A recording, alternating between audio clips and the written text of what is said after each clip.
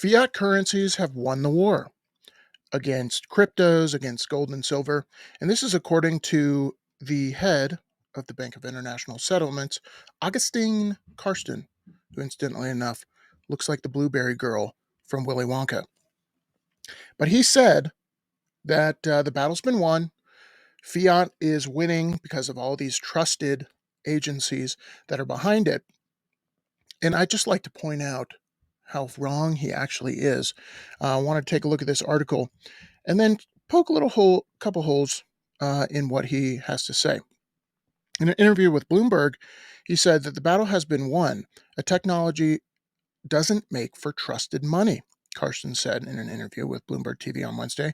So let's take a listen at this tail end of the interview and see what he has to say. Crypto assets and cryptocurrencies were in a way put as an alternative to fiat money. I think that battle has been won. Technology doesn't make for trusted money. The most important aspect is for these activities not to have a systemic impact.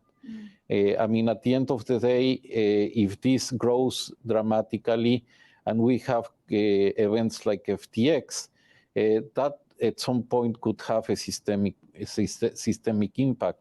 And that's something that we want certainly to prevent. India, which is hosting the G20, is pushing for greater regulation on cryptocurrencies. What conversations are you expecting at the G20, and where are they in those conversations? I would say the most important body of the G20 that has to do with financial activities is the Financial Stability Board. The Financial Stability Board, where ministers of finance, regulators, central banks get together, and they decide, I would say, the main rules of the game, I would say, for the international financial system. I anticipate a strong statement in favor of regulation. It will be up to each country to decide which particular approach they will follow in terms of the alternatives that there are out there. Yeah, so he goes on further to talk about flaws with cryptocurrencies. And like I said, dead ringer for the blueberry girl from Willy Wonka. Am I right?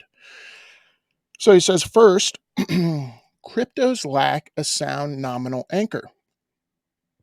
Cryptocurrencies themselves are highly volatile. I'll give him that.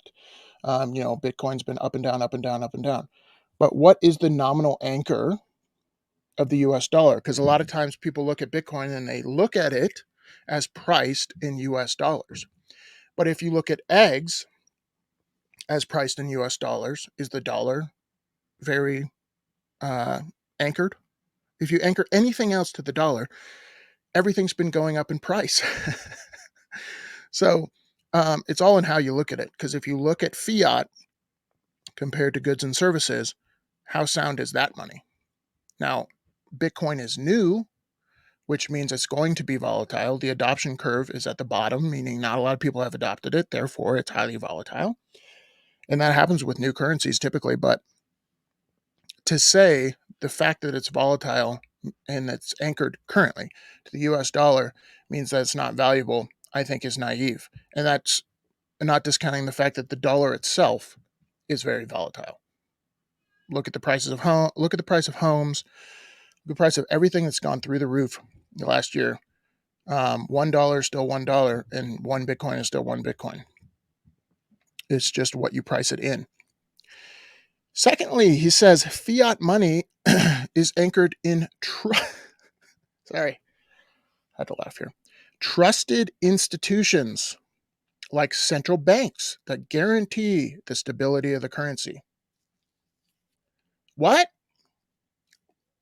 Like, what planet are you on to think that central banks are trusted, number one?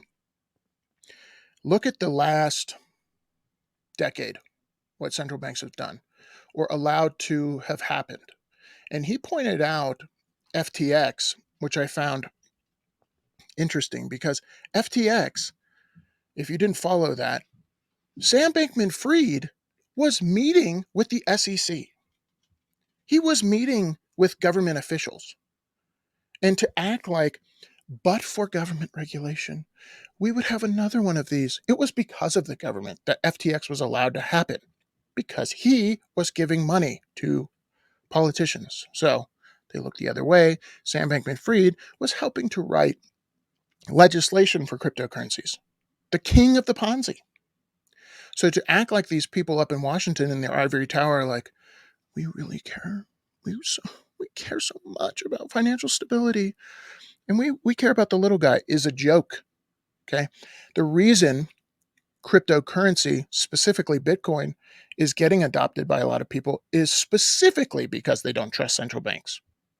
And that's not because they have this conspiratorial, like, oh, central banks are obviously bad. It's evidence. They've lived it in the last 15 years. Central banks have screwed the economy more ways than Sunday. Same with politicians. They promised the moon, and fiat currency is going down.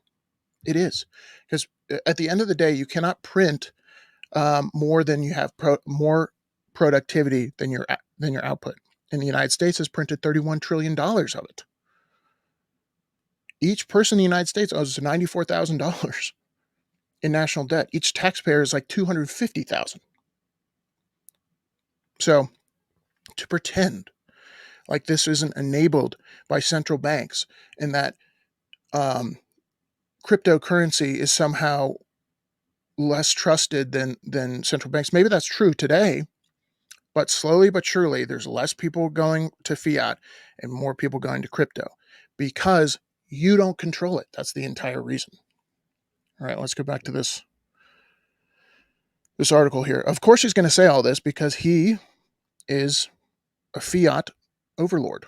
Like he works in the fiat space. He works in the money printing space. So he says crypto does not have such a centralized governing level of guarantees. Guarantees? Okay. So I would ask this gentleman, Mr. Blueberry, how do you guarantee that when I save in your currency, whatever that currency is, that it will be worth the same amount in the next 20 years? So if I were to save in dollars from the Federal Reserve itself, they have said, we want to devalue your dollars by 2% a year. So if I save in that currency, how is that government level? They're guaranteeing that I lose purchasing power. Thanks, I guess. Really appreciate it. And third, he says the decentralized nature of cryptocurrencies means that it relies on incentives to anonymous validators to confirm their transaction in forms of rents and fees. Yes, it does to a certain extent, and those fees are dropping tremendously. But I will say this. When I swipe a Visa or MasterCard, a lot of people don't know this, but what happens when I swipe that is Visa and MasterCard are taking a cut, and they normally charge the vendor, and therefore the vendor has to raise the price to me. So to pretend that fiat is this, like, well, you got to go through 3 people to send money, and those people want to cut. Look at Western Union. So to pretend like banking today and central banks don't take a cut is just because people are naive. They're so used to it, they don't see it. They're so used to it, they don't see it. Anytime we're transferring money, anytime we use our credit or debit card, those companies on the bottom right of your credit card are taking a cut. It really bothers me that I don't know. These people rely on their position. I went to Harvard, and I've gone through the wining and dining circuit, and I'm really really important because I'm the head of Bank of International Settlement. And fiat's the future because the last 2 years it's been so stable, and I really believe it's only going to get worse. The reason I believe it's only going to get worse with fiat currencies is because guys like this continue to promise, overpromise, and underdeliver. They promise that they can just print into infinity, and economically naive people, and I don't necessarily blame them, the people that go, okay, I assume that you know what you're talking about. You're the head of the SEC. You're the head of the Bank of International Settlement. You must know what you're talking about. They don't know what they're talking about. Or if they do, they're malicious because they're doing it intentionally. My humble opinion. Let me know if you think fiat's the future. You may not be into cryptocurrencies, but I don't think fiat's the future. That's for sure. That's for sure. Fiat, if it stays around, meaning government issued currency, which I think will stay around, must be backed by something once it collapses, because people don't trust the government once the currency collapses. So if the government comes out with a new currency and goes, ta-da, it's a CBDC, also backed by nothing, then people won't trust it. My humble opinion. Let me know what you think in the comments below. I'll see you guys in the next one. Peace.